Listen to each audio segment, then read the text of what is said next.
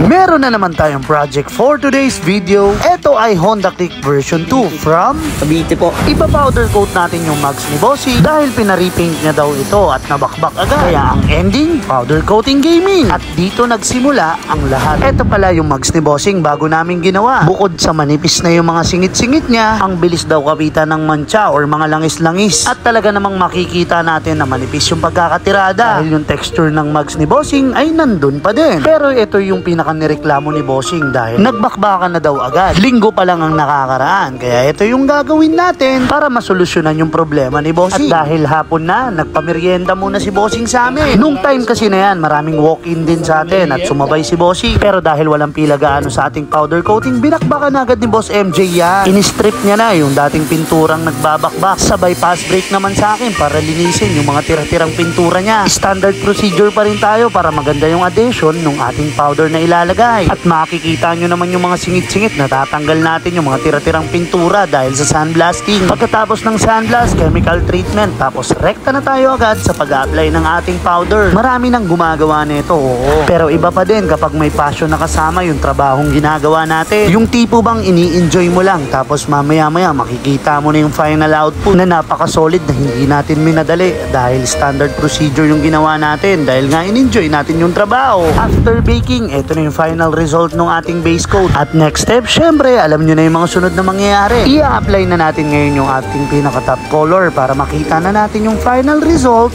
ng project natin na to. Same passing lang ng ginawa natin kanina. Uunahin natin yung mga dapat unahin para talagang pumantay yung kulay. Ang sarap na sa pakiramdam yung mga ganitong stage dahil alam natin ang next dito makikita na natin agad yung final result ng project natin na to.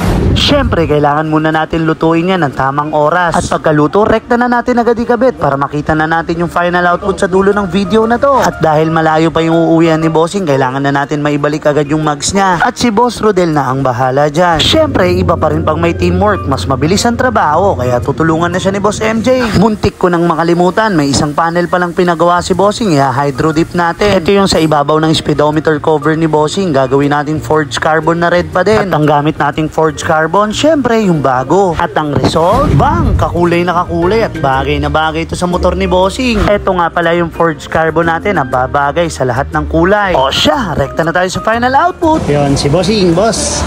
Yo, tapos na yung project natin. Pangalan pala ni boss? Donaldo. Si Boss Don ay taga saan? Cavite po. Cavite pa. So, Bossing, mapapanood naman nila to. So, anong masasabi mo sa project natin na natapos na ngayon? Within the day din to, ha? Paldo. Ano? Paldo. Labis pa sa G's.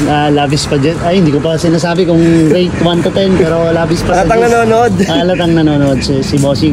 Baka may gustong i-plug or i-shoutout dito sa video natin, boss. Shoutout sa Team Alpha, Anytime Fitness, SM Dasma. Sa Dasma. So, sa mga gusto magpa-train kay boss, PM nyo lang si Boss Don natin. Yun. Maraming salamat, boss. Hanggang sa muli. Ride safe.